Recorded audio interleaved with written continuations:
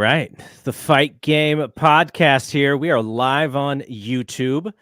And for those of you listening on the audio feeds, welcome as well. Brian and Dave are in the UK. So I think we can actually kind of go a little crazy tonight because the parents are gone. Yeah, I totally forgot they were going out there.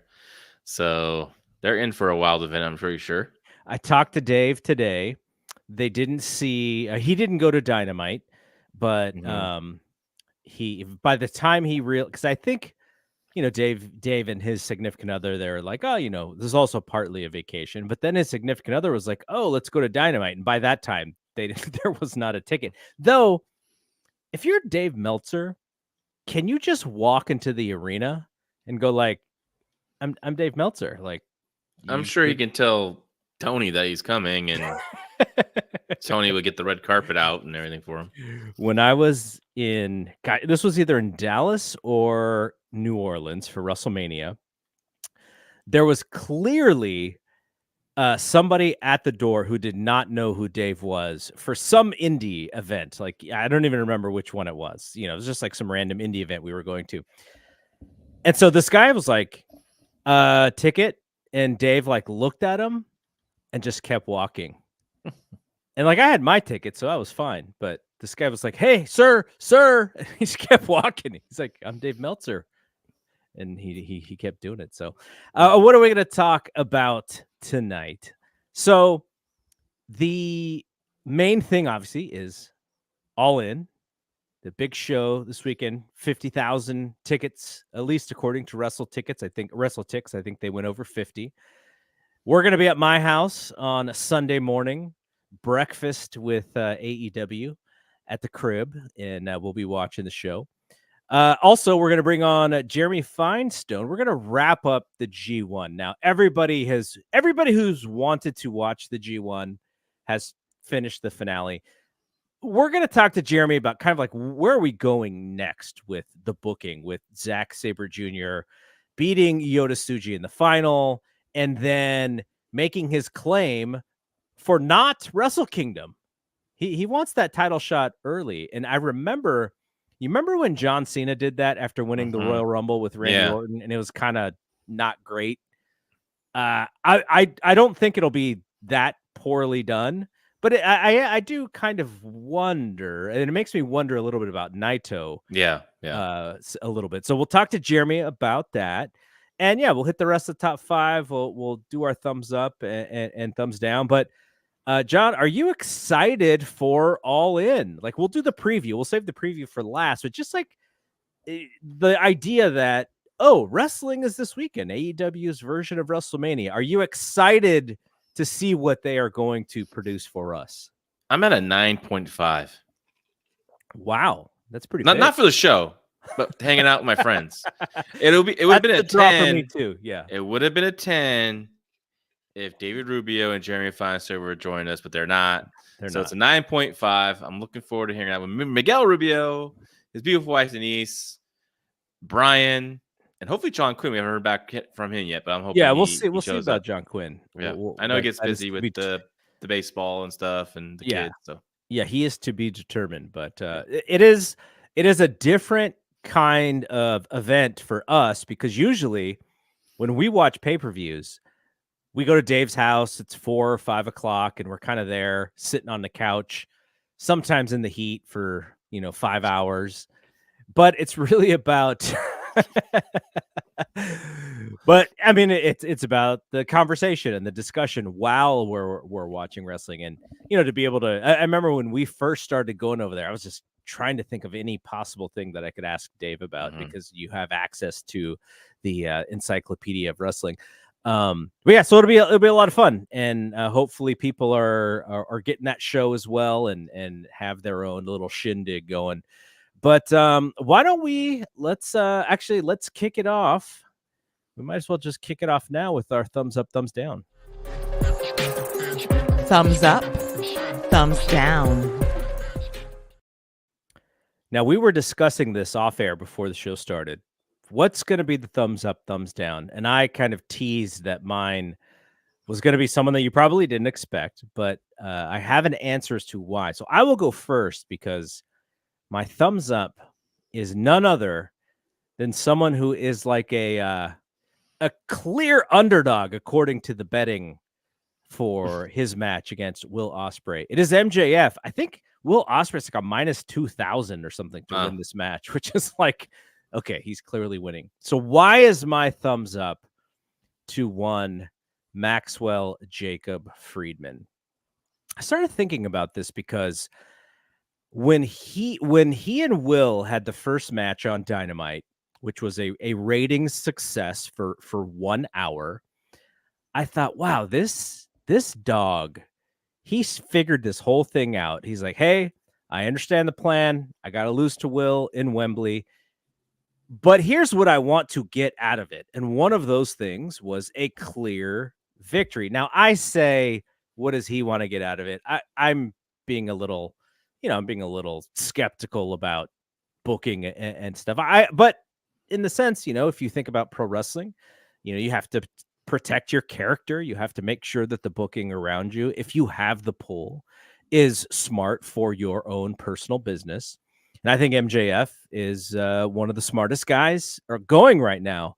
And so what did he do? He said, okay, I'm going to lose this match here at Wembley. I get it. That's the big match. That's Will's, we are going to recognize Will as the guy in London. But I want to get the first win. I want to do it in front of more people who will be watching, the 800 and some odd thousand versus the, 100 and some odd thousand people who will buy on pay-per-view. And this match was very memorable. It was one of the best moments of Dynamite all year long. I think people will think about this match as one of the best TV matches in AEW history. And then what happened after that? Well, now he's in a feud. Changes the international title to the American Championship. He's going around. He's going to CMLL. He's got the red, white, and blue on. He looks like Apollo Creed from Rocky 1. He goes and faces Michael Oku a couple weeks ago, and he's just doing the nasty American gimmick. And then he's going to have this match this weekend, which I believe that he's going to lose, though, I'm sure he will have a conversation, go, hey, if I win this match, we could actually create more business out of it. I just would assume that everybody does that. But the other thing that I thought was interesting is, this is what I wanted your thoughts on. Mm-hmm. They are setting this match up, and we saw this on Dynamite. Bryan Danielson goes up to Will Ospreay, who's all bloody and who was confused. Maybe he had a concussion, as far as we know. And he just basically told him, like, use the move, dude. Like, this guy is despicable. You need to use this move to win this match. So MJF, when he finally does the JOB to Will Ospreay, it is going to be to a move that they have protected since the Danielson and Will Ospreay match. We haven't seen it, at least from Ospreay. And he has been so scared to pull this thing out. This move seems like it's more protected than anything else. And so when MJF finally loses this match, it is to this special move that only he can lose to.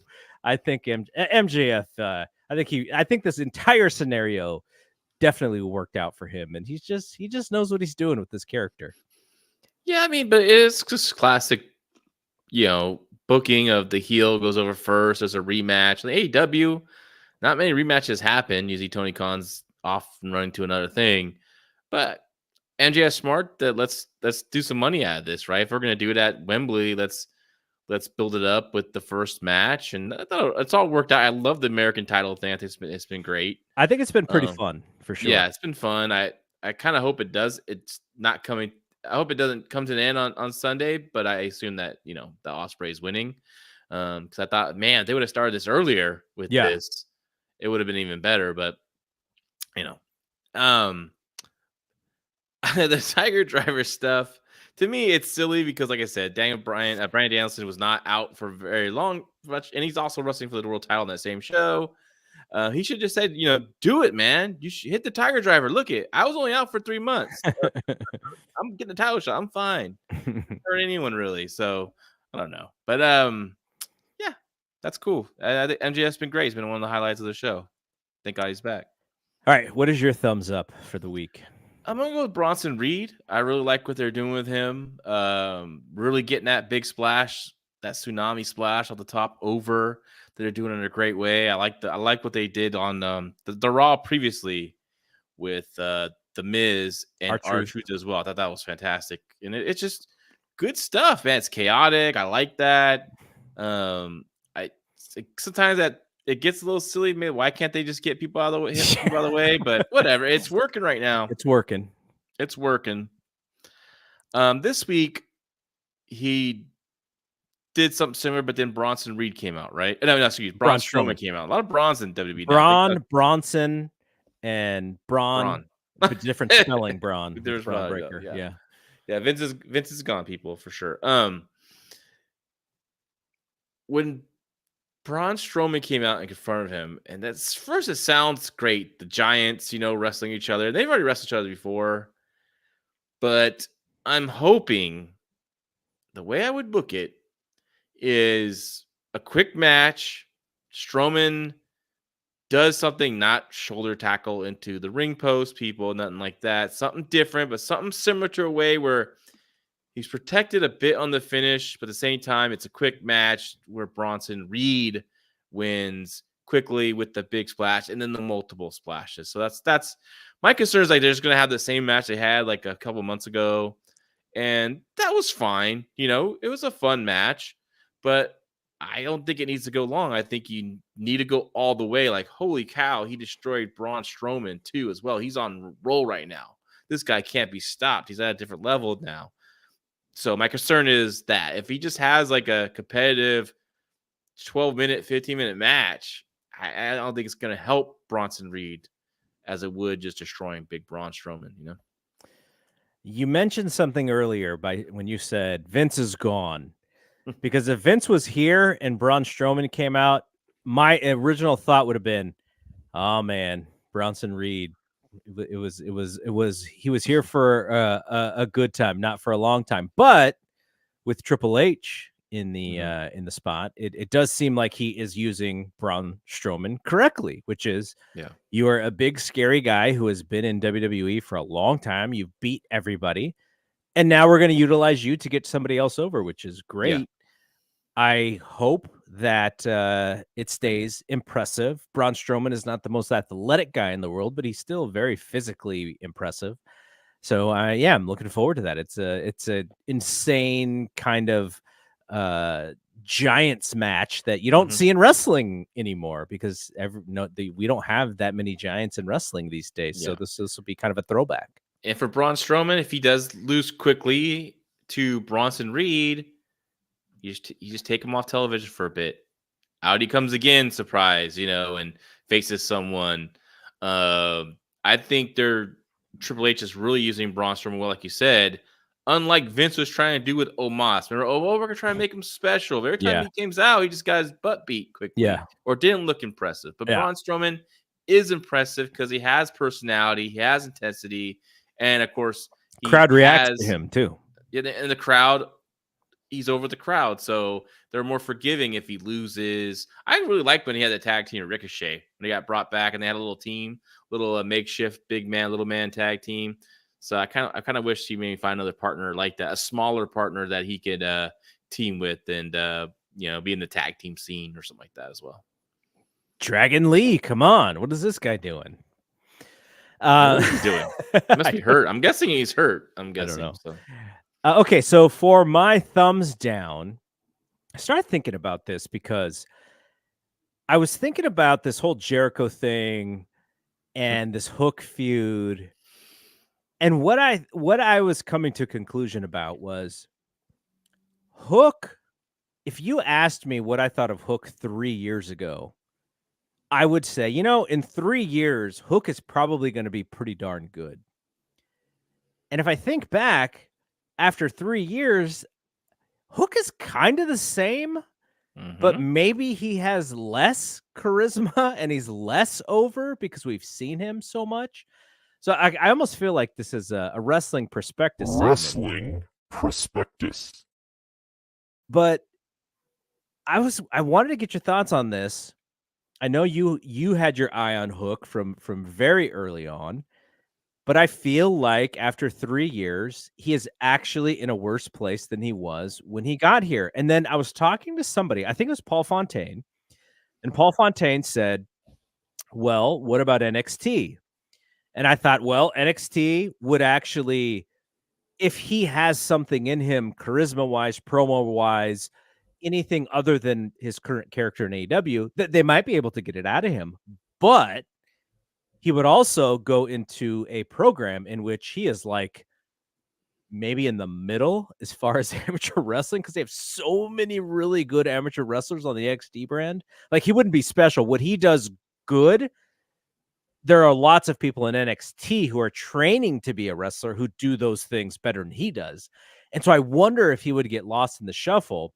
But I had this epiphany when I'm watching this angle, when Jericho's out there and Hook comes into the ring like a dumb baby face and gets his butt kicked. And I was just like, Hook is going to win at Wembley because he can't come after this title anymore if he doesn't win. Wins, or somehow he joins the Jericho group, which would be, I think would be really bad. Oh no. I'm just unimpressed with this current version of Hook, and it's actually, I'm some of it is a little bit of his fault, but a lot of it is not. He was just not built. He was not trained. He was not, you know, as far as being booked to his strengths. He is really just a guy right now, and he is so one tone that it's kind of one of those things. You watch baseball or basketball, you're like, oh, this is like a first round draft pick who just did not turn into what a first round draft pick should be. And so the not the young man who plays Hook, but just the Hook character and what AEW and he have done with it is my thumbs down for the week. Yeah, I mean, Hook, like many others that got hot early on, organically got over. Tony Khan's dropped the ball with him. He is just another guy. He hasn't really shown much improvement.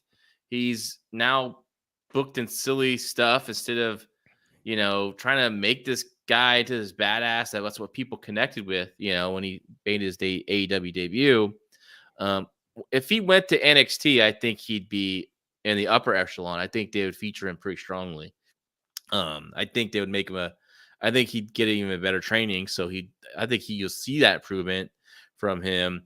What he really needs work is his promos. He's not a strong promo, but you don't need, if they would have went more of that silent type of character, he probably would have been better. But now you have him doing stuff where he's getting fireballs thrown in his face. He's coming out with bandages that looks poorly done. He has a hood. First of all, he came out with the hood over the bandage, so like you can't get the effect of like what's going on here, right? Yeah. Like, so and then of course this past Wednesday on Dynamite, as you pointed out, and I pointed out when I tweeted, I saw it, they made him just a stupid babyface, coming out and get his butt kicked. He beat Jericho in the first match, so I'm hoping he beats him in the second match at Wembley. But I don't know. We'll see. I'm guessing he is. But that FTW title has been more of an anchor than anything. Like, that stuff should have been gone. He should have won the title. Like I said, I think a year or two ago when he won the title, originally won it and gave it back to his dad and retired it with his dad. It's in the family again, but he doesn't need it, right? It means nothing to AEW. It's more of a symbol between them two. They've added like 5 titles since then. Yeah, exactly. So it doesn't mean anything. And it just, I guess, once that started happening, there you go. He's just one of the guys on the show. And there's no progress with him since the beginning, right? We have seen zero improvement from him. Yeah. So. You know what I was hoping they were going to do with this story? I was hoping that they were going to do the old trope where the heel sees that the babyface can't see, and the babyface is kind of fibbing about how badly his eyesight is, and that the babyface would actually be the smart one tricking the heel. And during the match, he pulls off the bandage. He's like, I can see fine. And he just starts busting his ass, but they didn't really build it that way. So No. I mean, he threw the fireball and it was like, oh, he threw a fireball. Oh my gosh. Now what's going on this? Now let's talk about this now. Like it totally ignored. Like that's a lot of people think like Tony Khan, he's seen, tape collector, he's seen angles in Memphis and other territories where they threw the fire. But the thing is, that was the big thing that happened, right? That was focused on next week and the it week was Jerry Lawler after, throwing fire, not the mid-card guy throwing fire. Exactly. It was a big deal, and it was the big angle at the time of that territory. It's not gonna get any heat right now, pardon the pun. But And I'll raise you when you actually set a human on fire yes, during a match and he does not lose. yeah, Then no other fire should actually have any sort of effect whatsoever after that. I agree. They killed the fire gimmick. I mean, they long killed it before with Chris Jericho being the wizard and throwing fire, but they definitely at that match that was an Anarchy and Arena match just put the nail in the coffin of the fire gimmick for sure. All right, what's your thumbs down? It's gonna be shock people. It's a WWE thumbs down. A lot of people think, oh, you're still pro WWE, you hate AEW. No, I got fair to everyone. But I saw a segment, Garrett, last Friday. Oh, SmackDown. Just I'm like, is Vince back? I mean, the whole opening with Tiffany Stratton, Nia Jax, and even worse, Pretty Deadly, who I like, are really two extremely talented guys. And in NXT UK, they're like, wow, what a team they are. They have something here. They could be a Midnight Express. They could be a Fabulous Rougeos. They're really good workers. And because they are talented guys, with just, doing funny stuff, but this did not work. This did not work at all. This was death. That crowd was like, oh, should we boo it? Yeah, boo it. They should have booed the shit. I mean, it didn't even get much heat. It got like polite heat. Like, I think we're supposed to boo, kind of heat. That's it was awful. But I'm like, they're lucky that they're hot right now. Yeah. Like if they weren't hot and this happened, it could be worse. But this is probably going to be like, all right, it's a bad moment, and they still got the big stuff coming on later, which they did on that show. But man, they got to cut this crap out with Pretty Deadly. Scale it back, but they are right. They have writers there that I'm sure love writing for those guys, and those guys are super talented, and they're down for whatever, right?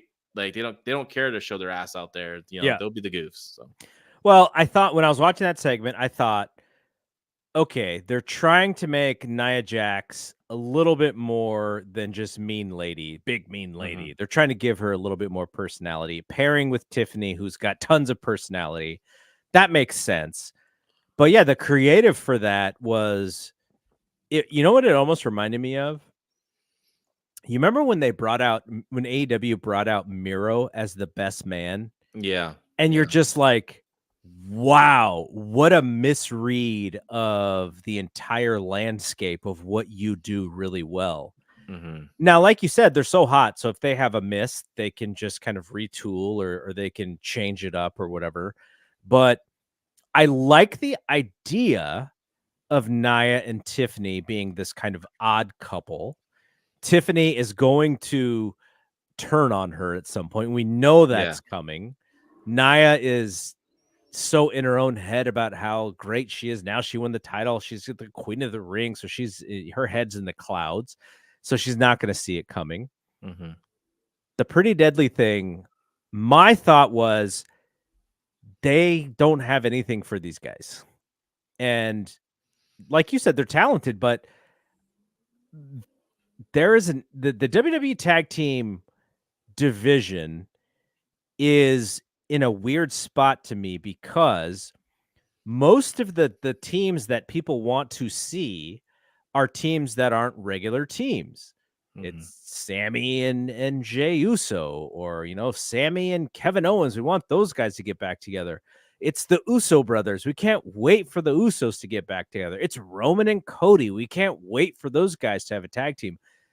These other teams that are vying for the title, you just see them wrestle every week, and there's I don't sense that the fans are really into this. I think DIY had a little opportunity to kind of be that workhorse team, but they're not the champions anymore. So I kind of think about it like, I just wish that they would get back to promoting tag team, and AEW's in the same exact spot. Like, tag team wrestling in of itself is not being promoted very well. It's being promoted as mid-card. And here we thought, you have all these great teams, like maybe it will main event a show one of these days. And the WrestleMania main event night 1 was a tag team match, but it was a tag team match because it was The Rock and Roman and Cody and Seth. That's why. So the year before, I'm really dissatisfied. The Usos versus Sami Zayn. That was great, and then they went away from it. I think that what happened post that. Well, now the tag team titles, at least one of the brands has actually both those brands, the Raw and SmackDown, are both on over acts like Judgment Day and also, of course, Bloodline. So that's good. I thought between then they missed the boat on Austin Theory and Grayson Waller. Really, they were a joke act. That's what they turned into. Exactly. If they would have kind of pushed them as more of a main event act, and those tag team titles is more important. I think those DIY versus Austin Theory and Grayson Waller matches would have been felt more important, felt bigger. I mean, they have good wrestling matches, but so does the other company too as well, right? So, like that Street Profits versus DIY number one contenders match was freaking phenomenal. Yeah, super on fun. SmackDown.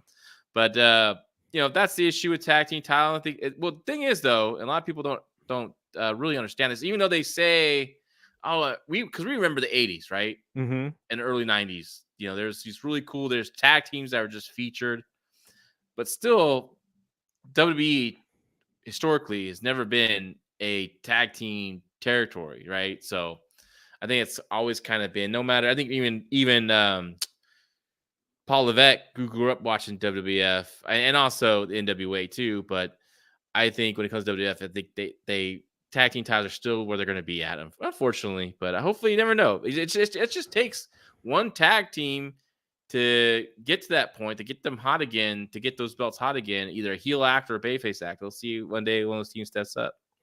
I think historically, it's just once the tag team gets hot, then you're finding a way to put one of those guys into singles feuds because they believe that the singles feuds are the main event feuds. You know what team should win the tag team of the year is the Axiom and Nathan Frazier. Those guys should win that. They've been awesome, and we're talking about probably more of them later in the next segment. But yeah, those NXT I think does a decent job with the tag team titles. They have been, at least. All right, let's get to our top 5 here. Drums, please. All right, the top 5. Number 1. Do you know we have pay-per-views or PLEs the next 3 weekends? So this weekend is All In, and we'll preview that at the end of this show. Or this weekend is All In. Next weekend is Bash in Berlin, and the NXT No Mercy show as well. This is the same weekend, right? Oh, good. Yeah, that's what I thought. Yeah. And then the week after that is All Out. Oh my gosh, that's stuck in there, huh? Well, historically, All Out was, or at least last year, All Out was right after All In. I haven't even thought about All Out. That would have been Bash in Berlin, No Mercy, and All Out on the same weekend. That would have been nuts. Yeah, that would have been crazy. But I mean, what are your thoughts on it? Too much, or you're cool? The WWE shows, because of how they are booked, which is, and I was explaining this on another show the other day, the reason why those shows are so long is because they are built for having commercials.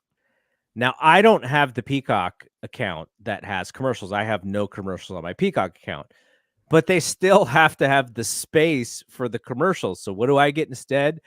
I get tons of WWE hype material of how great WWE is and these marketing things and such. And so you're stretching these shows way out, but the way that the PLEs work is they're sort of like television shows.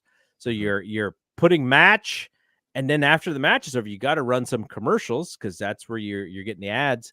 And then this show is actually a television show. A PLE is actually more like a television show, more like a Raw than it is like a pay-per-view. Like on AEW, they're kind of just running matches back to back to back, and you don't really get a chance to breathe. On the WWE side, you get a lot of opportunities to breathe, so much so that sometimes I will go and do something, and then I'll come back, and I'm like, wait, the match hasn't even started yet. I was gone for a long time. What happened? And so so in that sense, if you decide to watch the WWE shows a little bit on delay, and you actually use that skip button, it's usually a fantastic like hour and a half of just matches. Like it's really fun. But if you watch it live, yeah, it can be, there can be a little bit of you're sitting through stuff that you don't normally want to sit through. But then on the flip side, the AEW shows are all like 4 and 5 hours. So your ass gets numb watching these shows. So I would love to have some sort of happy medium, but there's two different strategies with both of these companies, and we'll see. Maybe AEW leans a little bit closer to the PLE style if they actually do get on Max. I don't know if that would change things or not, but yeah, so it's just a different thing. So I look at the WWE, the Bash in Berlin and the No Mercy, and all I'm thinking about is, okay, how do I not get spoiled so that I can watch like an hour or two later and then just get through it quickly, and then it's enjoyable. And then, but the AEW stuff, you kind of have to sit there and watch live. And if you don't watch live, then you really need to stay away from any sort of spoilers, because it takes a while. You're not fast forwarding through a lot of stuff on the AEW shows unless you're actually fast forwarding through some matches. Yeah. I'm pretty excited. I don't know about All Out now that I know about that, but the 3 shows, the All In, Bash in Berlin, and No Mercy, pretty excited for all 3 of those. For WWE ones, the PLEs, when it's not a SummerSlam or WrestleMania, they're about 3 hours, or maybe like 2.5, 3 hours, right? They're kind of quick. They're not too bad. I think they kind of cut back on the commercial time as to like a SummerSlam or WrestleMania, where like you said, once the match ends, you have no time to go do like your laundry and come back and have the next match on. Same thing with the NXT shows, are pretty quick. They're like 2.5 hours. So that doesn't bother me. But for me, at least when it comes to the WWE shows, both of them, a lot of those matches have been built up pretty well on both. So I'm pretty excited. I think there's one match on NXT, No Mercy, coming up that I'm not looking forward to at all. But most of the other matches, I'm looking forward to them. Are you talking about the Wendy Chu match? Exactly, Wendy Chu and Kalani Jordan. So I just picked back up since the G1 started and the Olympics. I kind of put NXT off to the side because this is just the one. It was just the show that kind of got deprioritized. So I did watch NXT this week.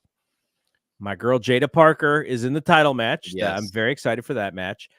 Ethan Page and Joe Hendry, like I think that's all about how you feel about Joe Hendry, though. That match with Joe Hendry and Pete Dunne and Wes Lee, that was like every WWE finish trope possible that you could create to get to that finish about what they did.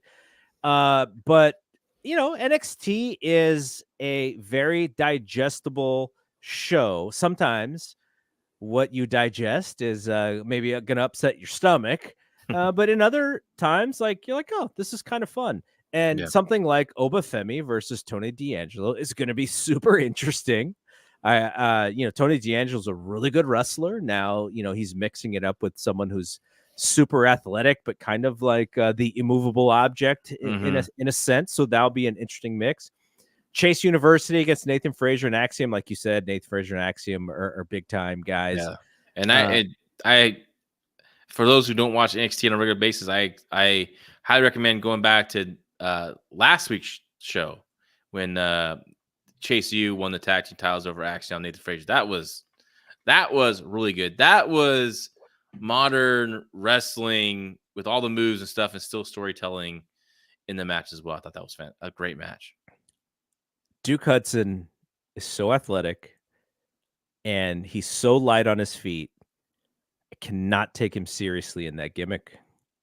It's what got him, but what's got him over though. I mean, it was the one that worked after all of those different ones that didn't work. All that I still thought he wrestles small guys, and he does all kinds of flips, and he does all kinds of selling, and he's very athletic. I wouldn't take him out of that gimmick because then you risk him, not being over. But it's a little bit of a silly thing to me. It's going to be Ridge and Andrew Chase. Andrew Chase. Right. Duke lost or his team lost on. Yeah, on the little proving ground match, I guess you want to call it, with the Axiom Nathan Frazier this week. But last week for the title change, that's the match that was really good. And then Rich Holland, I don't understand why he's in this whole deal, but it's working. We'll see what's coming out of that. But apparently it's been getting over. The crowd really is into Chase U. So the only thing that we have for All Out right now, and I'm sure we'll get everything after All In is over, is Willow versus Chris Statlander. I still don't understand why. For what? The CMLL title belt is the one that they're fighting over. And then the winner of MJF and Will Ospreay versus Pac is also the other match. So it's so weird that Pac is not on the Wembley show, but he's going to be in one of the big matches for the Chicago show. It's very weird. Like, why couldn't he just get a match? But you don't do too many matches. I don't know. Sometimes, sometimes it doesn't work out. Like Bronson Reed in Australia didn't work out for some reason, like not his time at the time. But yeah. And for the WWE show, all the 4 matches announced are all biggies. Gunther Norton, Cody and Kevin Owens, the Terror Twins. I still think that name is really goofy. Against the Judgment Day in the mixed tag match. To me, that's kind of the draw of the whole show because I'm just so sucked into this story. And then CM Punk and Drew McIntyre in a strap match. What do you think about the strap match as the gimmick match for this go round? It makes sense, right? He wants Drew, doesn't want Drew to get away. I'm okay with it. They need to turn it up, and this is the way to turn it up. I still think some kind of shady finish is going to happen. I think Drew's going to go over on that one. And they only have 4 matches. Probably add a 5th match, right? Braun probably. Oh yeah, they'll probably need to add 1 or 2 more. No, LA Knight and probably Escobar, I'm sure would be. No, that could be on SmackDown. That's on SmackDown this Friday, I believe. So yeah. Okay, so here's my question for this strap match. When you tie the strap around your wrist, and the other person, the strap, is the strap attached to the other person? Like, are they okay? In the middle of this long strap that they're kind of using, is the bracelet going to be hanging? Like, what are we doing with this thing? Drew's wrist. I'm hoping it's 4 corners tag deal. I don't think it's going to be. I like that because it protects people from getting pinned or something like that. So I still think it's not a strap match, but it's a bull rope match with the same stipulations. But JBL and Eddie Guerrero for Great American Bash in like 2004 was freaking awesome match. So I always like the four corners thing. It always ends up screwing a babyface usually with that deal. Sting is always really dumb in those kind of matches.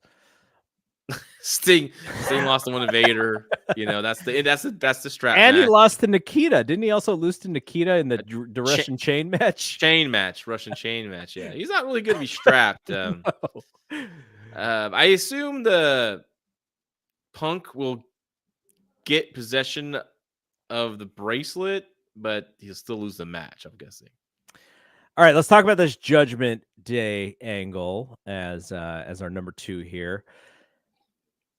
I know that it's really soap opera-y in the angle, but I'm still very compelled, and I think it's because I like all of the characters involved. And I'm going to give a little shout out to Liv Morgan here. I don't know if this was always going to be the story with her. I know there were certain things and certain people getting hurt and her kind of being pushed here and there. And then Rhea got hurt and Liv had gotten hurt before. So, I mean, I don't know if long term they thought that this was going to be her destination, but I got to give kudos to her for doing a fantastic job with the opportunity. Dom glomming onto Dom has actually made her just as hateable to the crowd, to the live crowd. Like the live crowd, you were mentioning earlier how, in the Nia thing, they were like, what are we supposed to do here? Because, the WWE crowd loves to do their job. They have a job to do. And this version of this audience wants to do the right thing to make this show even better. But with Liv, like they just want to boo her like crazy. They want to cheer Rhea. They want to cheer Priest like crazy. And I'm in. Like, I don't know. Like when you look at the dynamic of like these two very imposing baby faces versus the two chicken shit heels, it's kind of weird. The dynamic is weird, but I'm still super intrigued. Like this is the sell of the show for me. And I know it's going to be goofy and I know it's probably going to be a little silly. Yeah. And I know there's going to be lots of spots that are going to be so created for pops and it's not going to be organic in any way, but I just want to see what happens next. And I think that's a great storyline. You just want to see what happens next. Yeah. I think Priest and Rio going over, it's not going to hurt the heat of Dom and Liv. Liv still is the champion. Rhea's still chasing that title. Dom gets beat all the time, but he still always has his heat because he's just fun to boo. It's gonna be fun. The key is not who wins the match, but if Rhea could do something physical to Dom, I think big body slam or it's gonna be interesting. Yeah, Leonard, who is watching the live stream, says the dynamic is weird because the baby faces are overwhelmingly credible and the heels look like they should get folded up like chairs at a cookout, which is the Dominic Mysterio character. Like this dude should get his ass kicked every single time. And yet, because he's got friends who can protect him, he always is kind of escaping by the hairs on his chin. And yeah, like that is his story. So again, I'm excited, but I know that it's going to be really silly and I have to be okay with kind of the goofiness and silliness as well. Yeah, I think it's going to be pretty creative. Well, I'm really looking for that whole pay-per-view. It looks really strong. And of course, I can't wait for Gunther versus Randy Orton, 2. So give me a 3, go give me a Broadway, man. That's what I mean, I guess if you're going to do kind of the silly mixed tag, then you have the serious world title match on the same show. It works out really well in that way. What do you think Cody's probably going to open up with Kevin Owens in that show? I don't know. I didn't even think about that because they will have to. They have 2 title matches, so they usually kind of split them up like that. You have to give Gunther the main event, right? Just because they're in. Yeah. So are we going to get any? Well, actually, let's move on to the third topic tonight, and then we're right before bringing on Jeremy Finestone to talk about the G1. Is Roman or Fatu or the tag team champion, are they going to do anything on this show? Like Jey Uso? I don't sense Jey Uso has a program for this show. Like from that aspect, if the bloodline is like kind of like the important thing, they're not on it. So well, by the time this airs, it'll be Friday. So I mean, it airs to the people listen to the podcast, but tomorrow on Friday for SmackDown, I'm sure they might shoot angle for. I don't know if Roman was going to wrestle though. He doesn't need to wrestle, right? It's already sold out. I wouldn't imagine that he's wrestling. You probably save that for the next show, or even you can just keep saving it for whatever. He hasn't even said a word yet. They haven't had him speak yet. They're saving that for whatever. Maybe the first SmackDown on the USA channel. Unless it's Mia Yim versus Nia Jax. I'm trying to think what that 5th match is going to be. I mean, they could do 6 matches. They could do whatever they want, but like it's usually those PLEs are usually about 5 matches. That's also going to be an early one, by the way. Yeah, great. I know I have a party to go to later, so it's actually everything's kind of falling into place for me for these shows. So, you know me, I'm getting older, so these morning shows are just I'm enjoying them. You know, that's why I'm excited for All In, because we're gonna just keep grubbing and then we're gonna be enjoying done with wrestling by 2:00. I know my wife's gonna be happy. So this Bloodline storyline. Mhm. Last week, Solo called out Roman. He wanted Roman to acknowledge him. Roman has the necklace and he's ready to put it on and keep it, but then of course, you know, he can't keep it. It's got to go back this whole journey to getting this thing and being the tribal chief again. I'm so amazed that they got the crowd to chant OTC. Yeah. Well, that was wild. They're on fire right now. That guy can do whatever, you know. Like, look at, I forget who said this, but WWE has gotten a bracelet and a necklace more over than any AEW championship. That is wild. I see. To me, the bracelet is the thing that's bothering me about that whole program. So I can't agree with that.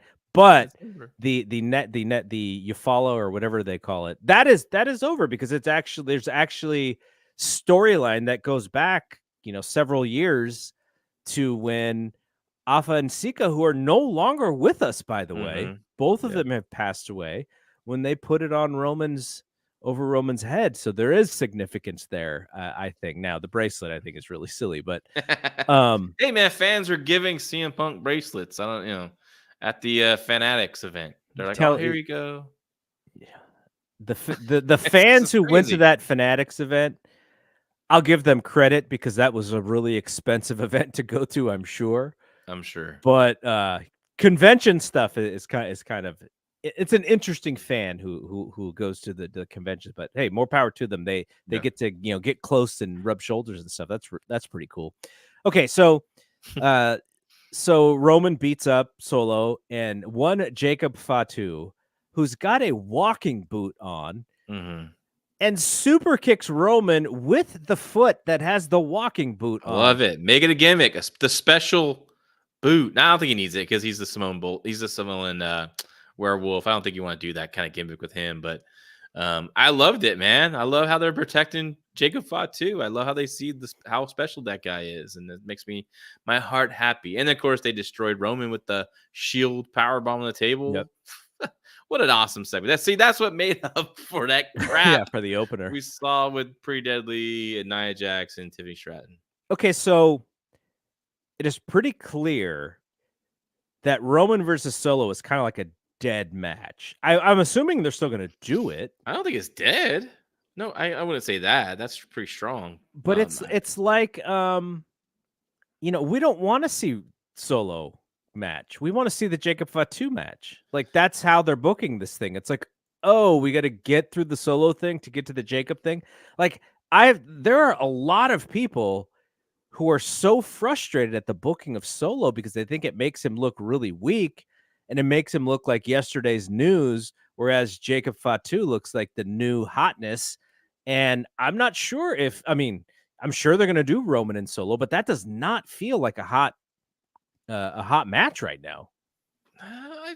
I still want to. I mean, I feel like it's a hot match, and Jacob, you don't want to push Jacob over Solo right now. Solo is still the leader. Jacob's going to be that wild man enforcer who eventually, maybe down the line, maybe next year, maybe, you know, it's going to have his problems with Solo. Solo's going to take him for granted. He could be a massive babyface coming out of this too. Now, you and I, we did year-long reviews of 97 and 98 Raw. So we got to see Ron Simmons and The Rock do their whole thing. And there was a point in that story where Ron Simmons was not the guy you wanted to see in any sort of match whatsoever. You just wanted to see The Rock. And that's what Jacob Fatu feels like to me right now. Like Solo, he talks a great game, and every single time he just gets his ass beat. Like he has. When's the last time he, was the one who was standing versus the one who was getting beat up? I don't think he's been booked SmackDown very strongly. Yeah, but because it took 3 guys to. Well, it's a group. It's he's But the heel. I'm talking about him though. I'm talking about him as the character because he's going to fight the match. Unless you tell me it's going to be a 3-on-1 Solo and Jacob and one of the it's one of the brothers. The Bloodline versus Roman, obviously, and then unfortunately, we're never gonna get this. Only thing that sucks about this whole Bloodline stuff. We're always gonna get these multiple men interfering. First we get the Tama Tonga, Tangaloa needs something simple to do. Jacob Fatu is gonna do something versus Roman. Yeah, in that match. It's the House of Torture without the 10 minutes of the referee. Yes. Looking for his ass. It's a House of Torture done right. Yes, you're right. Okay, so, but here's the other problem. If I ever hear the words Bloodline rules match ever again. Me too. Like, the babyface wins that match every time. Like, actually, you know what? Was Jey Uso in the was that a Bloodline rules match? That was a Bloodline rules, right? Or there was a different long SummerSlam match. Yeah, there's a different name for it, but anyway, we both aged. Yeah, that was a long one. But yeah, so I like where Roman is at. I'm just not sure Solo is necessarily like, Dave Meltzer was talking about Roman versus Solo at WrestleMania. That is not going to be the WrestleMania. It can't be the WrestleMania match. No, it's not. It's not at WrestleMania. That match, Roman's doing something bigger at WrestleMania, one of those 2 nights, if not both. So, all right, let's bring on our special guest here. He is the co-host of Speaking of Strong Style, a New Japan Pro Wrestling live stream and podcast. Jeremy Finestone, how are you this evening? I'm doing great. How you guys doing? Nice to see you both. Growing that mean mustache out there, Steve, man. Look at it's gotten a little filthy out. It's the SoCal in him right now. So yeah. We'll give you a little bit of insight here. So Jeremy works a insane morning schedule for his day-to-day job. So this dude is in bed like pretty early because he's up at like 3:00 in the morning, but he is off of work, so he is able to join us at 10:22 p.m. our time. Jeremy, how often are you awake this late normally in your regular life? Maybe 3 or 4 times a month. Wow, there you go. A weekend here or there that I'm up until like 10:30 playing a video game or just like catching up on a show or just wanting to feel alive. Okay, so G1, we got to see the end of G1. Such a fun tournament to follow. I always enjoy it. If I can actually watch stuff within a timeliness, I enjoy kind of being there and following it, kind of like a sports event. Now, like I was telling John, everyone who has had any sort of opinion about what happened has already said it. We're a few days past it. But what I wanted to talk to you about and why we brought you on the show is because something unique happened at the end of the Zack Sabre Jr. and Yota Tsuji match. After Zack Sabre Jr. won, he basically said that he does not want Naito at Wrestle Kingdom, and he wants him instead in a couple of months. King of Pro Wrestling, October 14th at the Sumo Hall, where the last 2 nights of the G1 were held. So you called Zack Sabre Jr. I feel like you called Zack Sabre Jr. winning the G1 like 4 or 5 months ago. So you kind of had felt that way, yeah. So yeah, but you had sort of an idea of how they may be telling this story. Did you see this part of the story coming? No, But I got incredibly nervous about the whole scenario when Zack Sabre Jr. beat Naito early on in the tournament, and it was just so definitive. He ran around with the title around Corkin Hall, and there was a display made of Zack Sabre Jr. with that title and doing the whole thing. And typically when something like that happens early in the G1, you're led to think that, okay, this guy could win, but that's typically a feint so that he puts over somebody else at the very end. No, they booked this guy stronger than anyone that they booked since maybe Okada 8 or 9 years ago, and had him win the whole damn thing. And so now he's calling a shot, and you're sitting here thinking, okay, he's calling a shot, but is that a good thing or a bad thing?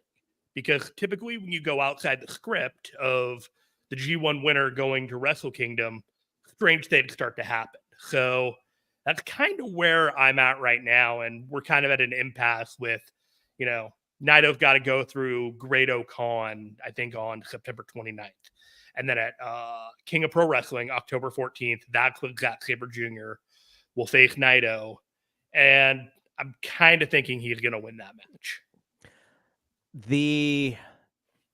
One of the things that has been really tough for me. Now, I am not a long-time New Japan Pro Wrestling match. Maybe I started watching New Japan kind of semi-regularly like 10 years ago. One of the things that's been really tough is watching some of the guys now who are a little beat up. Like there was one of the shows where Tanahashi actually did a run-in. This dude, I was like, yeah. I actually run better than Tanahashi. That's amazing. And it was kind of sad. I was like, man, couldn't they have done something else? We didn't have to see him run. Could he have just been somewhere close and slide in the ring? But similarly with Naito, watching him stumble through some of these matches, like the Jake Lee one was really bad. Like this dude stumbled before running into the ropes and he hit the bottom rope. And I almost thought, I was like, I think Naito got rocked. I think he got rocked to the knee. Okay. Remember early on? Yeah, I think he got rocked on top of the dome with the knee, and I think that kind of threw him off, and it was ugly. But I'll defend Naito. Okay. He's held by duct tape and everything else and string, but his quality of matches got better as the tournament went on, though. So he did very much. He played his role. Yeah. But just watching Naito has been, a little. It's sad because we watched him when he was just lighting houses on fire. Like these people love this guy, and now watching him, they still love him, but you can tell he is struggling to get through these matches. And so the kind of the cynic in me was like, oh, the reason why they're doing this is because he may not make it to Wrestle Kingdom. But then at the same time, I thought, Gedo is generally 2 or 3 steps ahead of all of us. And he's got something crazy. And Naito may actually main event the Wrestle Kingdom because he's still the biggest draw that they have. And maybe I'm just kind of thinking, maybe this is where he's going and he's not going there. Where do you think they're going with this whole thing? You would be a fool to 100% remove Naito from any possibility of main eventing this Wrestle Kingdom at the Tokyo Dome. With that said, the odds have gone down significantly as you've seen him wrestle throughout this year. And you mentioned the Hiroshi Tanahashi run-in on the Shota Umino Evil match in which they had their reigniting of their little feud. And what we're seeing is the guys like that who were work rate champions, who were the ace and the guys that could just pull out these amazing matches, they're being transitioned to story matches where you care about the story around them rather than the work rate. So you're seeing Hiroshi Tanahashi, and we're probably going to get some type of Evil and Hiroshi Tanahashi match at Wrestle Kingdom. But as for Naito, I'm starting to think that his match is going to be against Hiromu Takahashi. Because what they've done with him is that they have started moving him over into a feud for the Never Openweight title, which is a signifier that they're taking him out of the junior heavyweight division. And it's been a match that Hiromu has wanted for years, and they've talked about it. And for a Wrestle Kingdom semi-main, that's actually something that could get a lot of people into the Tokyo Dome. As for Zack Sabre Jr., if it's not Naito, the field's wide open. And that's the part that I think they're hoping for the New Japan World subs and everything like that to get the drivers of the next 4 months. Instead of saying, hey, the G1 winner is here. I don't have to sub for 3 months. I can just show up in January and watch the match. Now you have a reason that you have to follow the product for the next 3 or 4 months and perhaps get invested in some of the other things that are going on around the match that you are primarily interested in. It's kind of the theory that I have right now, and it feels like the right direction that they would want to go in. Who do you feel if like you said, Naito, Hiromu Takahashi is the semi-main event? Who versus Zack Sabre Jr. you think would be a great opponent for him that's going to get people to want to subscribe to New Japan World to watch the Tokyo Dome? If all the stars aligned right now, I think you could probably do Takeshita and Zack Sabre Jr. in an IWGP title match. They never faced off against each other in the G1. They were in different blocks, and there is something to that you could probably pull off. I don't know if there's anyone on the New Japan roster right now with the cachet that could really do a main event that they haven't gone to the well a few times already. There's something you could always do with Shingo. Like, Shingo is a default guy that if you put him in a match with Zack Sabre Jr. at the main event, yes, maybe, but it doesn't feel like that. It doesn't feel it, like you've done it a couple of times. I have a wild card to throw at you. Go for it. Now, we know the Wrestle Dynasty show is going to be the next day. There's going to be a heavy AEW influence in that show. Let's say, maybe at that Kings of Pro Wrestling show, Zack Sabre Jr. wins the title. And as he's celebrating, one Kazuchika Okada decides to show up and challenge him. Now, I don't like this current version of Kazuchika Okada very much. He is one of the best pro wrestlers that I've ever seen, and I love him dearly for all of the great matches that he's had. But you have between now and January to kind of maybe you don't need to heat him back up as much in the US to the Okada, but he can go. He still lives in Japan, from what I understand, if that's correct. And so you do this thing where you have a version of the New Japan Okada that people realize is still great. And in order for Zack Sabre Jr. to really be the man, he's got to beat Okada. So I think Okada is very selective about who he'd want to work with if he went back to New Japan, and he does respect Zack Sabre Jr. in such a way where I think business could be done in that fashion. I'm a little hesitant on relying on using Okada or Ospreay this year at Wrestle Kingdom, because the entire year has been about redefining the identity of New Japan without those two guys. And putting them in an important position, I feel, is a regression for what they've been trying to do and putting over some of the talent that they've been working on throughout the entire year. Maybe Wrestle Dynasty at a top level, like a C2 title defense to get somebody on the roster. I think that's what Wrestle Dynasty is really going to be, is the heavy AEW influence. And so I'm not sure about Takeshita and Zack Sabre Jr., but because he had such a formative role, in this match, you could do Moxley and Zack Sabre Jr. Are they going to want two non-Japanese guys in the main event of that show, though? I don't think so, but that's why I was looking at Takeshita. Well, and that's why I was thinking. First, I was thinking of Ospreay, because Ospreay and Zack Sabre Jr. But then you got two guys from the UK main eventing New Japan Pro Wrestling. Yeah, like, that doesn't work either. Yeah. So that's why I thought Okada. Zack Sabre Jr. as one of their own at this point by the Japanese audience. Like, they have accepted him in a way that very few wrestlers have been accepted. Just Cobb probably really understand like the level of like the work he's been done to ingrain himself into that culture. Cobb's done a lot of the similar things.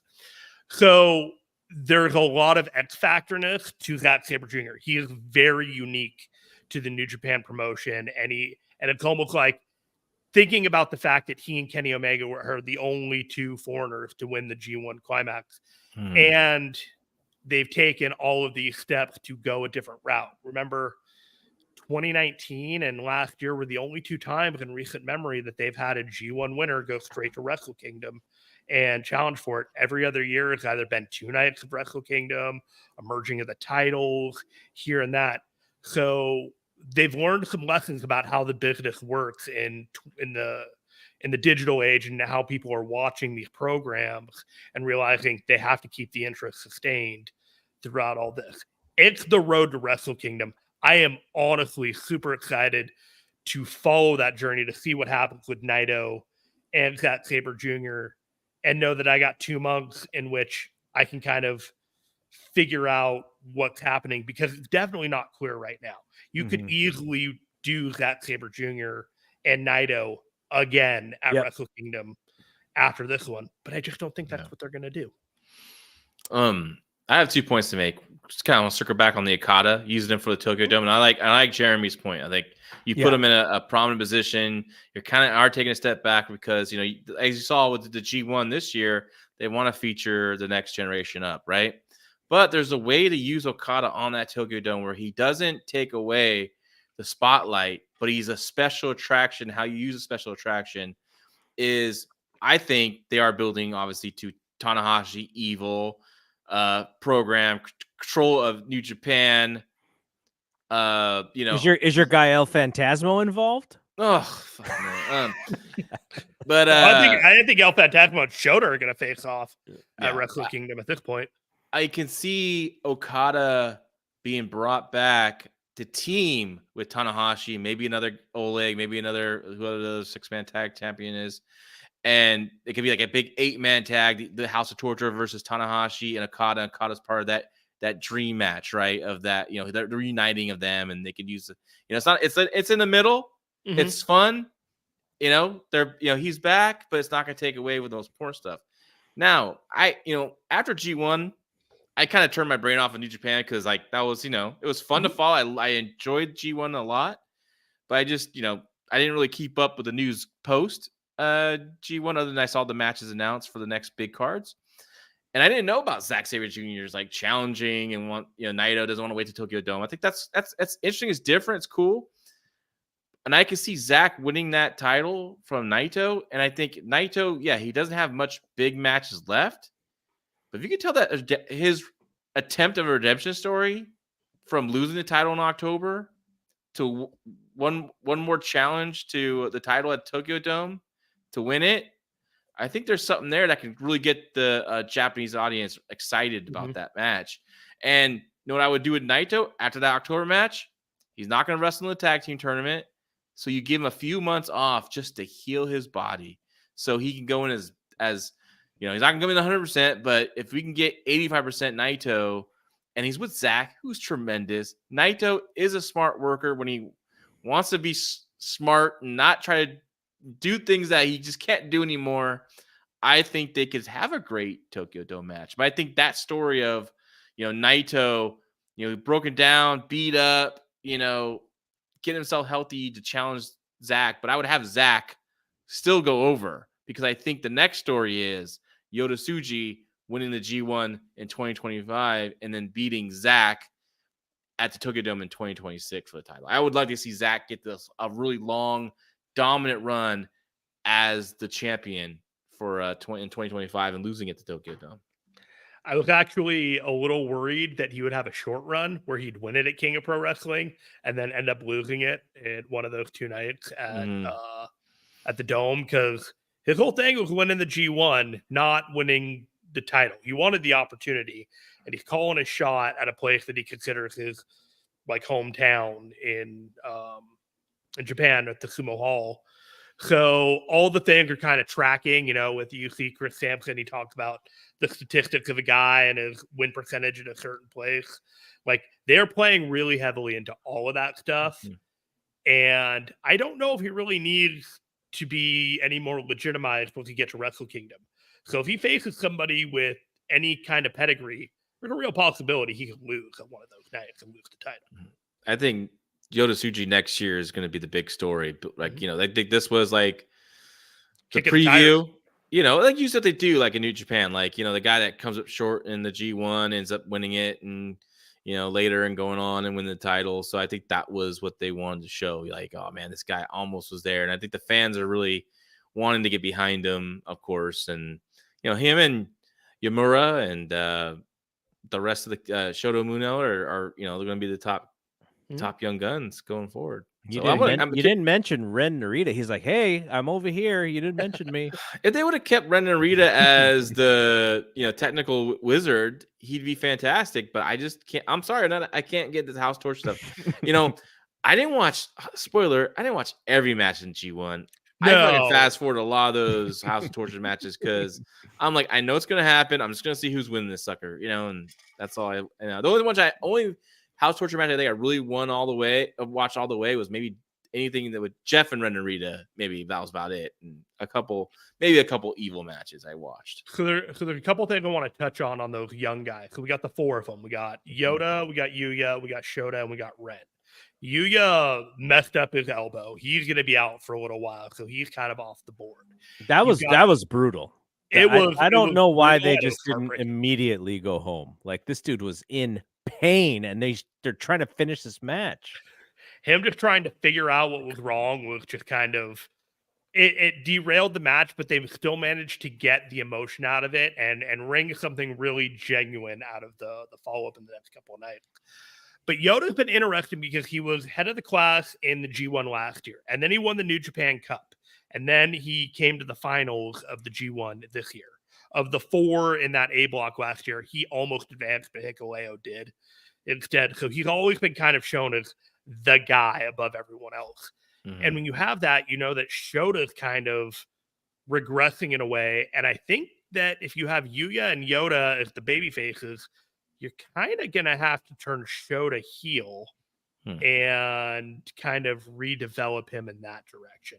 So if you were paying attention, you might want to watch out to see exactly what's going on with Shota Umino. Well, you were kind of telling me that people think he's kind of a heel in real life right now. We won't go into that.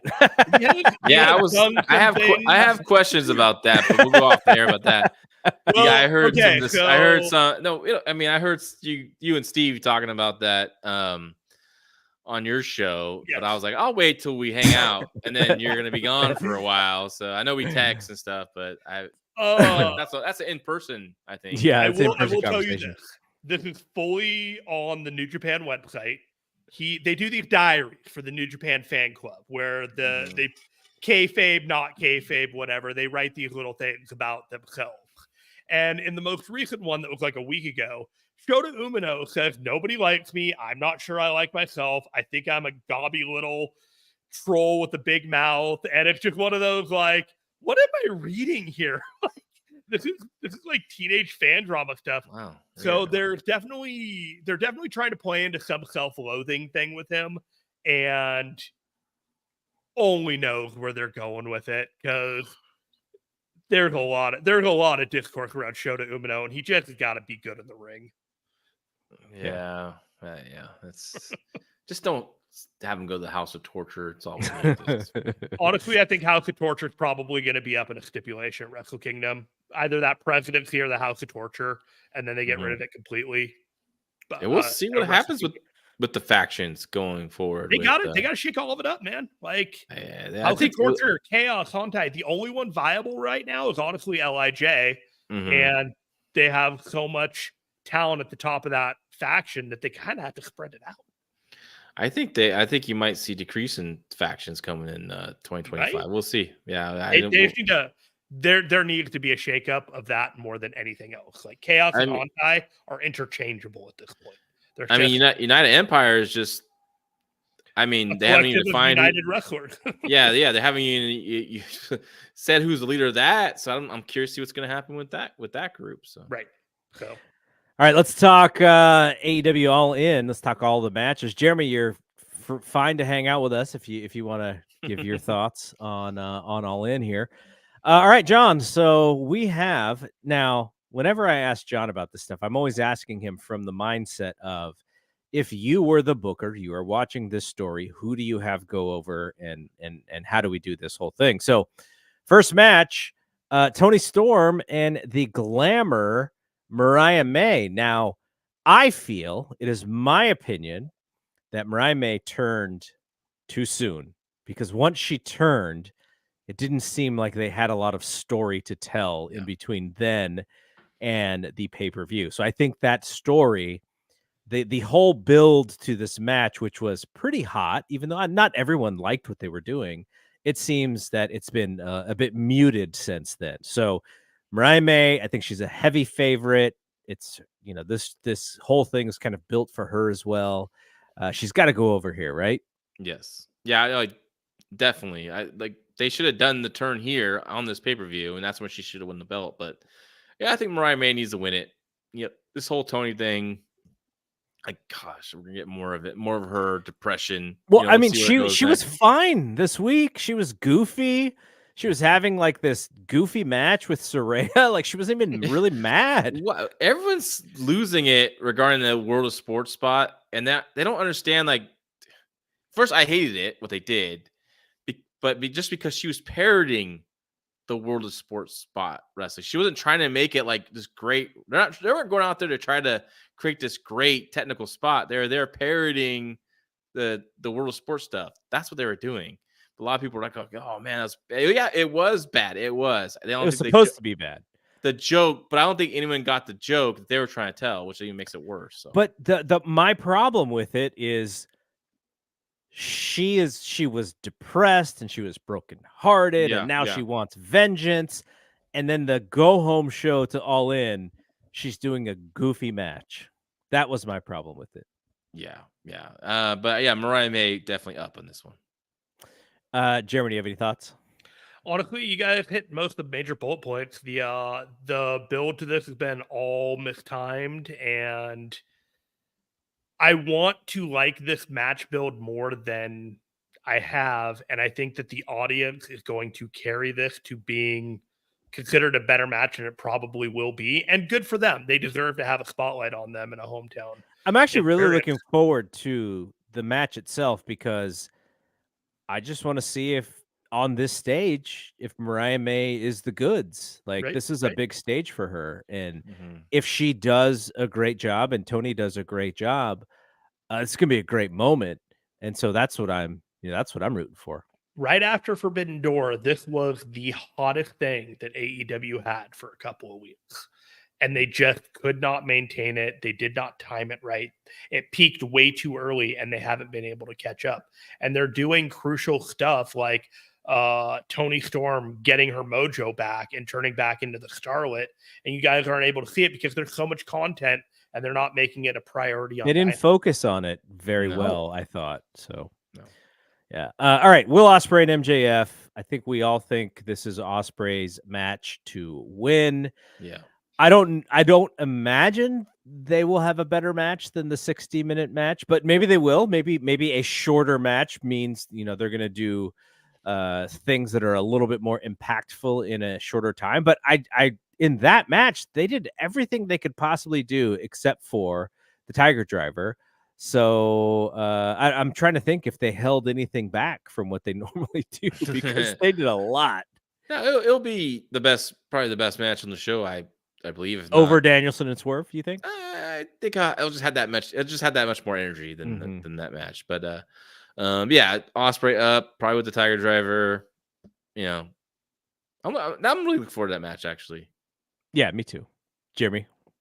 It's going to be a day in the office for Ospreay, and I think that MJF is going to be motivated and have something to prove in this match. So I'm kind of with John that this is my money on this of being the best match on the card. What did you think, by the way, of Ospreay kind of shading AEW in a way during his promo, as it like, because we have our thoughts about some of the content on the shows and whether or not these shows are good or great. Like, we're critiquing it, we're looking at it from a certain perspective, but fans who are AEW fans, I've talked to people, they generally liked everything that they saw. So now you have MJF and Will's going like, yeah, man, when you were doing the Bro Chacho stuff, it was kind of lame. And I was like, wow, like these fans, what if the fans really like I did not like the promo this past Wednesday on Dynamite. I thought it was too inside. I said, dude, come on, just do pro wrestling. Don't give us this inside BS. Now you got like Darby Allin's even calling Young Bucks. Oh, yeah, you're just hiring your friends and all this stuff. I'm like, oh my gosh, these people, they're making Tony Khan look like a fool. I mean, I don't know if Tony Khan understands. Like, oh, you're look like a goofball here, man. With all this. So I didn't like what they did this week, and that's like the go home show. So Yeah. bad move for them. Let me ask you this. Do you think it would look good if Christian McCaffrey said, we kind of lost that feeling last year in the NFL a little bit, and we gotta really get it back? And everyone's like, what are you talking about? You guys are one of the best teams in the league. Last year sucked, guys. Like, what are we doing here? Last year I sucked. I don't now there were some people in our Discord who were like, wow, kind of a breath of fresh air of MJF. He said of Will Ospreay. He said all the things that I thought, and I'm like, but that's the problem. You didn't like it. That's why.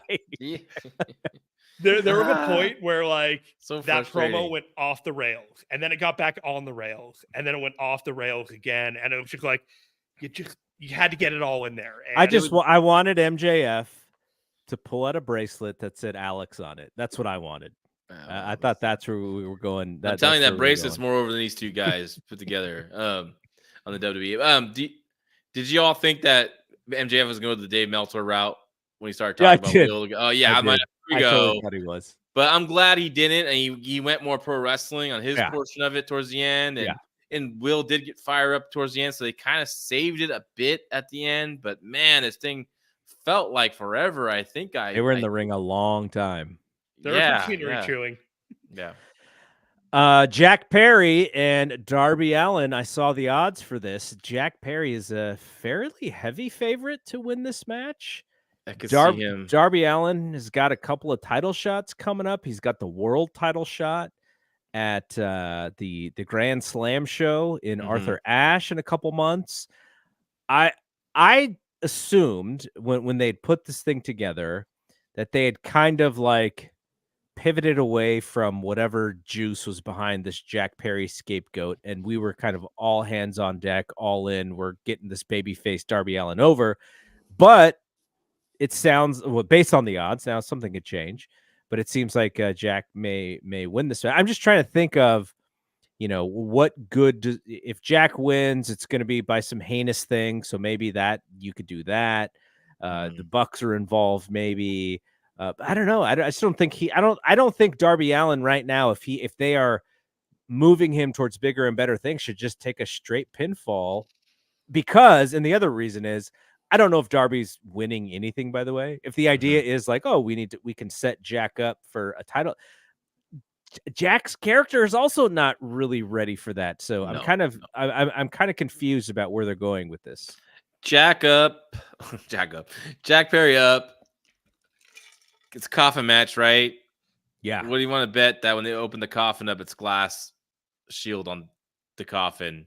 And you know what? Actually, Darby goes just through that it. Coffin match. It's Coffin not going to drop. be a clean pin. It's going to be some shenanigans. Yep.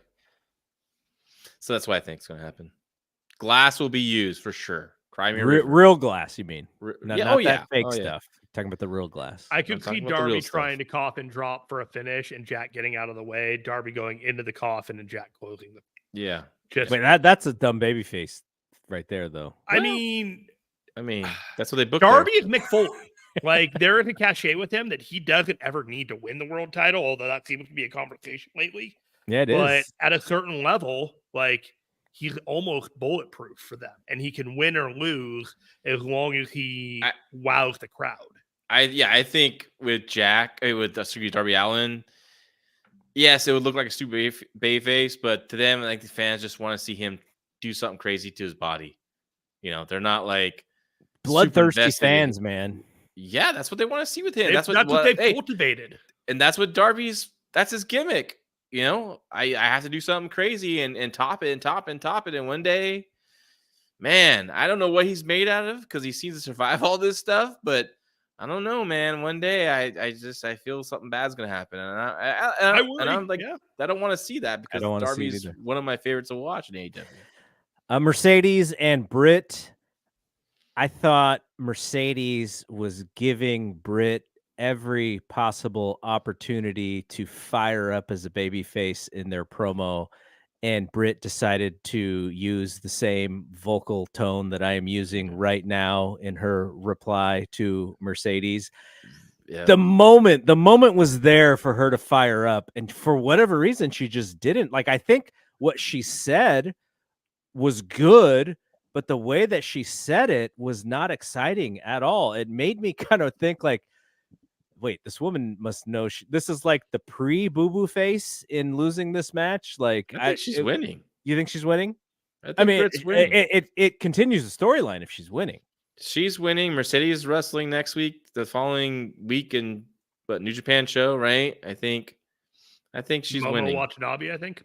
Yeah, so I think Britt's winning, and maybe after the win, the celebration, yay! Maybe Jamie Hayter's music hits.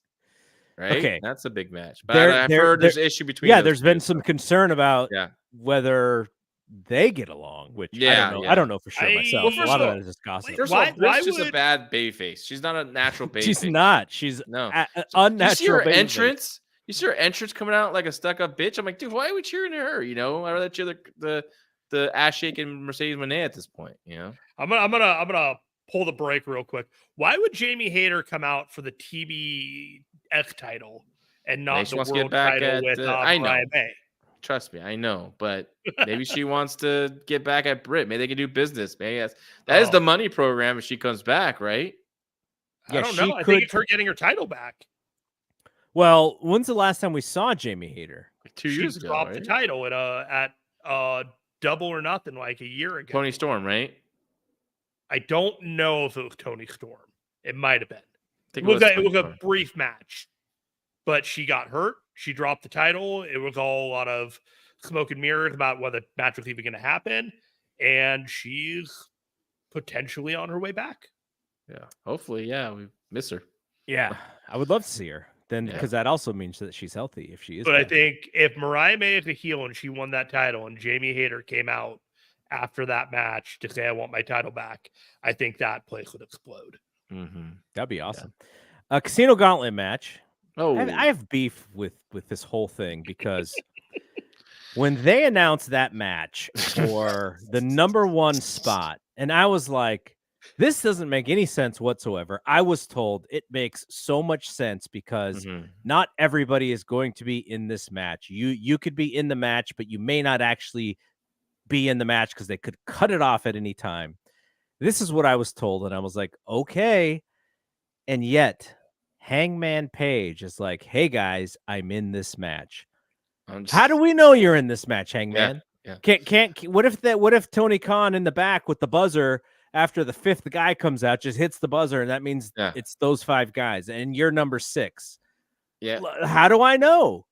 Like, why does the booking have such a problem with explaining this stuff and making it make sense? Because Tony doesn't explain it. He just writes it down and he gets his figures and he puts them all in a row and he goes, oh, this would be good. You know, like that's what he does. He doesn't think things through. There's so many holes to this. And all of a sudden, Evil just what's his name? The freaking Evil Uno? Oh God! The dark side. He's just walking in the back like. Oh, by the way, I heard some good news too. I'm going to be that same match. Blah blah blah blah blah. Get that freak out of here. Now, I had a problem with that too because now we're getting scrubs in there. Orange Cassidy, Kyle O'Reilly, and Roddy Strong all had to fight for the opportunity to be in this match for sure at #1. But Evil Uno, who I have not seen on television, now not watching Rampage often, not watching Ring of Honor, not watching Collision, it is quite possible that this man is wrestling every week, and I'm just not seeing it. He's not. He's on Ring of Honor, if at all. Why is he even with Adam Page to be in this match, and we're unsure that Kyle O'Reilly or Roderick Strong are actually in this match? How does any of that make sense? It makes no sense, man. This is all stupid stuff. This is all dumb. This is bad booking. This match is a Chaos Goblin. Yeah. Okay. And it is amazing to me because there's this wide range of outcomes because it's such a loose berth. You got these two guys, and then all of a sudden, at any random interval, at any given time, if there's a pinfall, anyone can come out and anyone can win. And so what Tony Khan has done is condition these fans to think anything can happen, and this match can go 3 minutes, it can go 8 minutes, it can go 15 minutes. You can have 3 people, 8 people, 9 people, 20 people in this thing. You can have 21, right? Because there's actual 21 spots because it is the casino. I hate that it could end at any time. I don't think it adds any interest to the match. I think it's just stupid. It's a TNA stipulation. Why would you sign up for that? Like, okay, well, what if I'm like 21 and there's a strong chance I won't be in it? Then you get to be Roddy Strong and go complain to Tony Khan in the back and then get yourself a singles match later on. Oh God. You know what I want this gimmick to be? I want Tony Khan to play a prank on the first 2 wrestlers, Orange Cassidy and whomever it is that he's going to be in there with. There was a match because I'm watching a lot of 1989 stuff. So there's a match. I believe it's the match in which Ric Flair beats Ricky Steamboat to get his title back. So whatever the one in Tennessee, Music City Showdown. So the pay-per-view is done. And you have Jim Ross and you have Bob Caudle sending the pay-per-view away. Now, in the ring is a match between Kendall Windham and I forget the other person. Yeah. And so these guys are wrestling in front of a diminishing crowd. Mm-hmm. And they just keep wrestling and they just keep wrestling and they just keep wrestling. And they keep wrestling so long because whomever was supposed to tell them what the finish was or tell them when to start, they just forgot because the pay-per-view was over, so they had to worry about the pay-per-view. I want that to be the gimmick for this Casino Gauntlet match. Tony's just like, it's just you two guys, and they're like, how long are we wrestling? We're just gonna keep going. Like, I don't understand. And you see Orange Cassidy and whomever wrestle for like 25 minutes, and that's the Casino Gauntlet match. No, I think it should be Hangman Page and Orange Cassidy open it, and Hangman wins, and then you cut the people in the back, all the other guys in the back. Oh man, it's like throwing down their bingo cards. I do have a question here. There is an expectation right now that Ricochet is going to be in this match. Mm-hmm. Do you open with him as number 1 in there? Because there is a mentality that until he shows up in that match, you don't know if you're going to get a finish. You expect that there's not going to be a finish until you see him. Or so if he's there early, then all bets are off as to who could show up after, whether he'll make it all the way through, or if he, you buck the expectation if you just have him be number 1. I say if Hangman's, he has to win it if he's in it, right? He has to win Ricochet, it. Yeah. But you're kind of, it seems like the direction is Hangman versus Swerve, right? But you don't need this to be this. Like this is just another title shot among a dozen title shots that they have thrown out there for the future. Title shots are being handed out like candy at Halloween at this point. But there's no all-out title shot, right? Yet. No, we haven't determined that challenger. Is this to determine that challenger? They haven't said that? I don't think so. They haven't specified if it's for all out or not. Okay. They just said a future title shot. I'm just saying if you have him in it and that's not your plan of him winning it, I say you introduce him to the crowd and hype up his debut on Dynamite. Let's get that rating up, right? Let's do something to the people already bought this pay-per-view.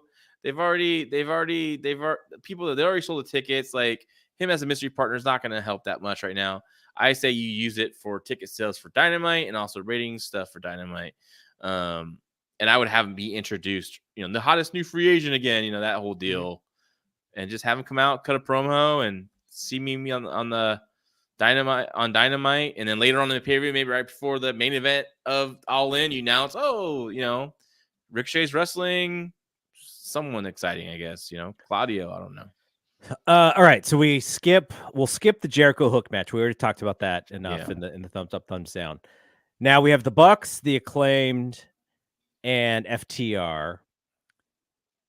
This match should be a match that I'm excited to watch.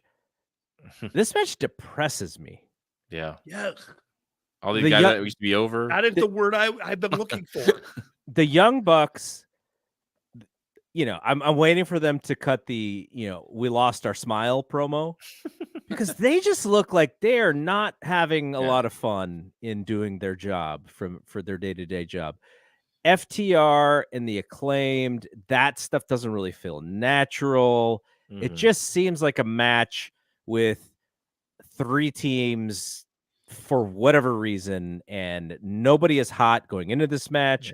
I don't feel like, I guess the happiest conclusion for me would be Anthony Bowens getting something out of this, because I really think that he's got something, and he's kind of hidden in this tag team here.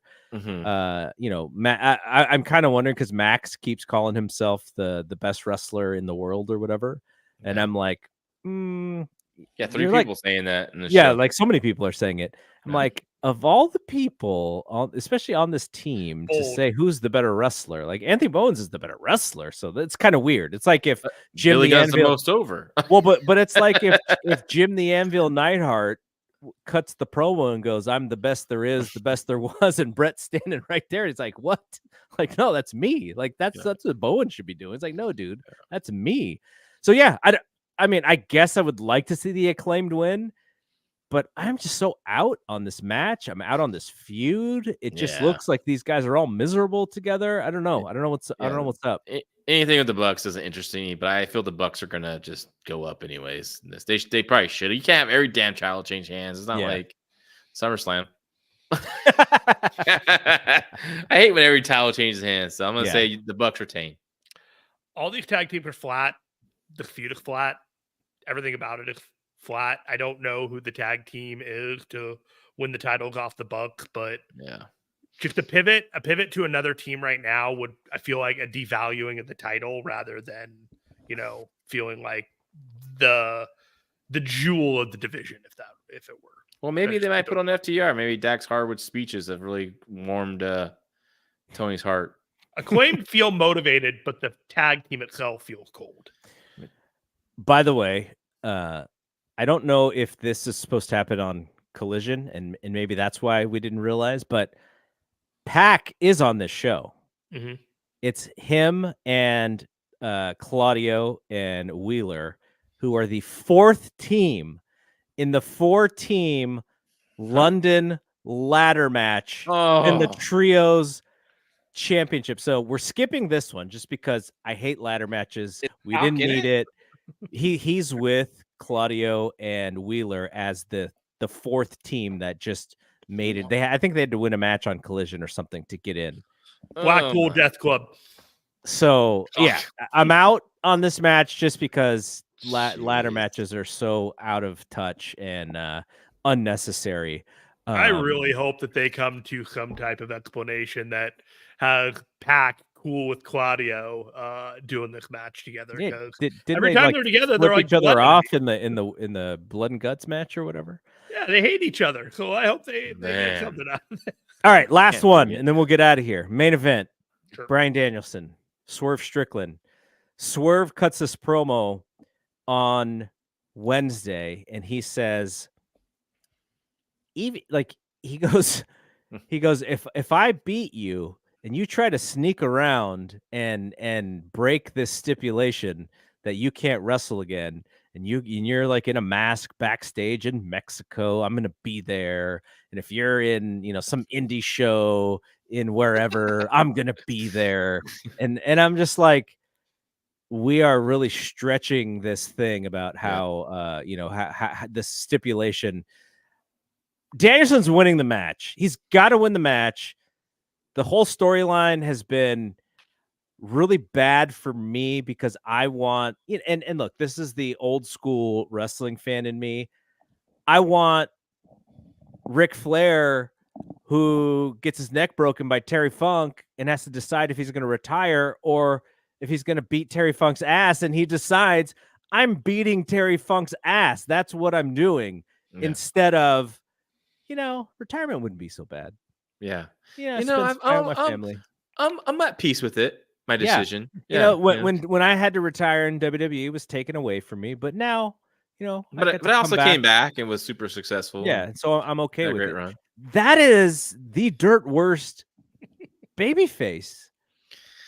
I still say swerve up, but okay. So you think that they could possibly end Bryan Danielson's actual in-ring career on this show? Maybe so. You know, maybe so. Unless he then wrestles in a mask as El Dragon or something. So the Americano Dragon. They're trying to build to Hangman Page versus Swerve because Hangman just hates Swerve's guts, but Swerve is now being this ultra heel and wants to kill Bryan Danielson on this pay-per-view. Talking about bringing Danielson's daughter's name. Yeah, he wants to. Yeah, he's bringing the family. Like, okay, what the hell's going on here in this damn promotion, so man? I'm gonna supposed to cheer. I'm gonna turn Punk baby Evil face here. Uno. I'm gonna mention CM Punk. Drew mentioned CM Punk's wife's name and his dog's name, and CM Punk told Drew, "Take my dog's name out of your mouth." Yeah. Swerve mentioned Birdie, and Danielson didn't do anything. I know he finally did fire up for the match. Finally, the wrestling's going to be good. I think the match will be great. But I still think now that Darby has his title shot at Grand Slam, I'm guessing it's versus Swerve. You know, but it could be as Bryan. Whatever. Who cares? I think Danielson wins. I've said from day one that the only way this thing makes any sort of sense is if Danielson wins. So you have Danielson win. You have Swerve and Page not for the title at All Out, and then Hangman Page can finally get a win over him and potentially cost Swerve an opportunity at the title in the immediate future. He can make it a #1 contendership. It's got to be another death match, blood, lights out, whatever, drinking blood match. First person to drink the other guy's blood wins kind of match. Whatever, whoever gets hepatitis first. Strap match. No. Sure. Yeah, let's just jump on a strap match before they do it. First blood match. Remember Austin and Kane in the first blood match when I think Austin actually started bleeding on accident. If you didn't think that Danielson was winning already, the amount of scenery chewing and Swerve did to just get himself over and his entire title run up to this point, man, he got all the time in the world to make it clear that he thought he was the man. So the thing I've struggled with is I cared more about Daniel Bryan's WrestleMania 30 title run than I care about this one 10 years later. And there are a lot of people that push back, like, well, it's different, blah, blah, blah. There were things that you could not control about how that happened. Well, there's things that you can't control about this. You know, it's like it's Wembley. It's the biggest show of the year. You've done everything in your power to make Bryan Danielson not care about his own title match until a week before, and then you try and peak it right then and there. It's like, oh, this guy has found his mojo. Let's go. We could have had weeks of them just getting ready to kill each other, and they just didn't want to do that. And on the Go Home show, Bryan Danielson cuts his fired up promo during the overrun, which has been death lately the last 3 or 4 weeks for them. I have an overrun story, by the way. All right, let's do it.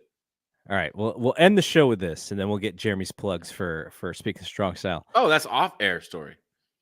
What? The overrun story is an off-air story? No. The overrun story. Okay. I'm gonna do it now, and then we're gonna. Yeah, then we'll wrap up. I have Hulu TV. I've mentioned this before, and usually it just goes the 2 hours. So whatever the overrun is, I miss it every single time. Now this show was taped. It was taped in the morning for our time because it was in the UK. And so they did a good job of telling Hulu that they were going to have an overrun. Hulu gives a 5-minute overrun. They went over on their overrun because I still missed the end part of the show. Well, that match started in the overrun, didn't it? Or something like that, or something weird. Why do we have overruns in 2024? It's now the death spot of the show. It's now the lowest part of the show. It was a ratings trick for a while, but it's now people are There's hip so much to it. wrestling. We don't want the extra 5 minutes. Get your shit in. People are hip to it. 2 or 3 months ago, I asked Dave on air. I was like, "Does this thing still work? Like, why are they doing it?" And he was like, "I think it can still work, but yeah, it's not working as good." And now it's the lowest rated segment on the show. People are actively tuning out, knowing that their 2 hours is over. The people that normally tune in because they want to watch a Modern Family or a Practical Jokers know when they go look at their guys, says, "Oh, never mind. Is that wrestling is going to be probably still be on by the time we click on? We'll watch the one after that one because you know what they do? They preempt or they go right into the show like halfway through, right? Like a Modern Family. So they don't delay it or anything. They you just missed start the first 5 minutes or yeah. 7 minutes. So why would any fan of Modern Family, Jeff Cobb, want to like so? It's like his favorite show. My wife as well. Yeah. Why would they want to, jump halfway into the show, right? Yeah. So, My All wife right. too watches Modern Family all the time. Yeah. All right, Jeremy, plug your show. Speaking of strong style. Yeah, so on the Fight Game Media Network, I, alongside my partner Stephen Conway, we go live every Thursday at 2:30 p.m. Pacific, 5:30 p.m. Eastern. We go 90 minutes or so talking all things New Japan Pro Wrestling. We've been covering the G1 up till now, did a kind of a debrief of that whole thing. Next couple weeks, we got a couple of guests lined up. We'll be doing a Capital Collision recap after the show next Friday night. We just talk all things New Japan, and you can find me on Twitter at Finestone, where all of the New Japan links of the stuff that I do, you can find right there. All right. Thank you for coming in and being with us the last half of this podcast. John LaRocca, I hope we have fun on Sunday. I'm getting a little nervous, I'll man. miss you guys. I'm gonna get nervous about making these breakfast burritos. I know. I was going to say, I hope the breakfast burritos are tasty. I'm gonna chef it. I think maybe. No, I was kidding. Yeah, we're gonna the bacon, or are you getting whole strips in there? I haven't decided yet. I'm researching. I want the best bite possible for my friend. I hope everyone's okay with bacon. Is she a bacon? I'm making one for Crystal. Is she gonna be there? Yeah. Good question. I don't know. She may see that opportunity as like, oh, it's time for me to go get a massage. I don't know her diet, so I didn't know if I should, does she like a breakfast burrito, bacon? Is she okay with that? You don't have to worry about her. She's good. She will eat one if she is if she's down with it, and if she's even home, we'll see. She may just bail out for the whole wrestling part of the show. But yeah, so it'll be great. Jeremy, we are going to miss you. Definitely. You are not in town at right now, but we'll be chatting. We'll be chatting about the show, I'm sure. And this time, won't be getting secret DMs about what's going on backstage, hopefully, like last year at All In. That right at the beginning of that show, I was getting crazy DMs about crazy stuff happening. So yeah. All right. Thank you to both of you. For John LaRocca, for Jeremy Finestone, I am Double G. We will see you when we see you. Peace out.